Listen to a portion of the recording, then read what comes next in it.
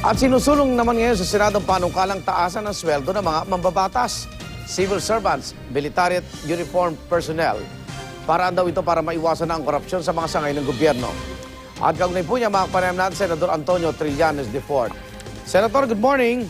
Good morning po sa inyo, Igan, at good morning sa inyong televiewers. Opo. Yung sa Pangulo po, 1 milyon, tama ho ba? Opo, yan po ang ating panukala at sa mga cabinet secretaries, mga 600 to 800,000. Opo. Yan po ang ating nakikitang level ng salary. Opo. Sa Senado po, sa Kongreso, meron din ho kayong adjustment? Meron pong adjustment, pero by law, kung sa ngayong Kongreso po namin maipapasa to, hindi po kami makikinabang nito. Yung susunod na may halal. Opo. Oho, yung sa susunod po na termino. Talabas po yan. Hindi ho daw ba, medyo malaki-laki daw po yung pinapanukala nyo, Senador. Halimbawa, yung sa mambabatas mula 90,000, no?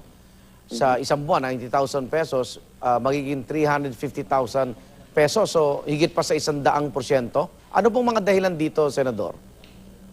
Unang-una, itong salary standardization law na ito ay hindi kasi nabigyan lang ho ng focus itong mga higher officials, pero yung kahit lowest salary grade, halos madodoble po yung kanilang salary. Okay. So from salary grade 1 pataas, malaki po, significant po yung increase. Magkano ho ba yung salary grade 1, Senador? Mga 9,000 pesos. 9,000. Anong proposal nyo? Magiging 17,000 pesos po yan. 17, so, okay. Medyo malaki po. Tapos, ganun din po yan. Pag pataas ka ng pataas, tataas din po yung, yung increase dun sa sweldo mo. So po, ito po kasi, sa ating pag-aaral, ito po kasi yung unang step sa any anti-corruption program. Ginawa po nila yan sa Hong Kong, sa Singapore. Sa Singapore po, ang sweldo ng kanilang presidente aabot po ng 3.5 million pesos. Isang buwan? At, 3.5 million pesos sa isang buwan. Opo. Or 4 million, ano? Ngayon, itong lahat ng mauunlad na bansa ay hindi po bababa sa 2 milyon piso ang sweldo ng presidente nila. So, ganyan po yan. Lahat ng maunlad na bansa, ganyan ang kwan. But particularly dito sa Singapore at sa Hong Kong, ginawa pong anti-corruption program yan. Na bago nila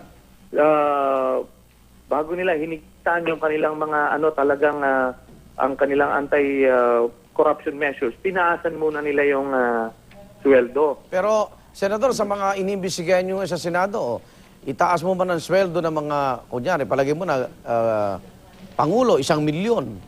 Makikita nyo naman sa record na 100 milyon naman ang korupsyon na involved. Di ba? Parang iba ho ang sweldo sa sahod. Opo. I agree. Chicken and egg po ito.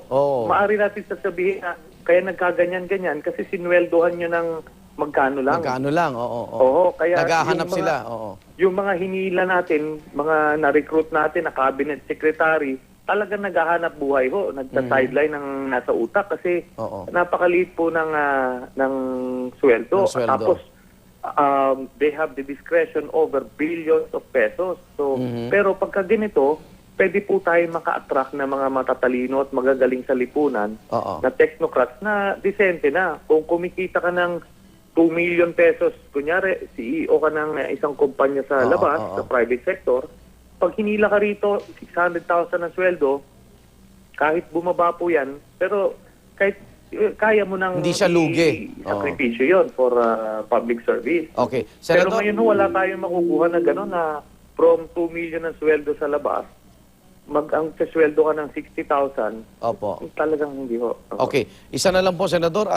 Yung mga public school teacher, health workers, mga sundalo at police, kasama po rito? Definitely po. Sila po ang focus natin dito sa increase na ito kasi sila yung workhorses. So yun nga, aside sa may iakyat yung antas ng kabuhayan at maka-attract tayo ng magagaling, ano? Para din ito sa mapigilan yung paglabas po ng ating mga nasa serbisyo ngayon. Alam nyo, marami kaming mga kasama sa armed forces na yan, nangingibang bansa na. Opo. At lumalabas sa private sector kasi nga napakababaho ng sweldo. So, with this, ma-retain po natin sila kasi kahit papano, mas ma-afford na nila yung more comfortable lifestyle para sa kanilang pamilya. Okay. Senator, maraming salamat po sa paliwanag. Good morning. Good morning po sa inyo. Senator Antonio Trillanes de Fort.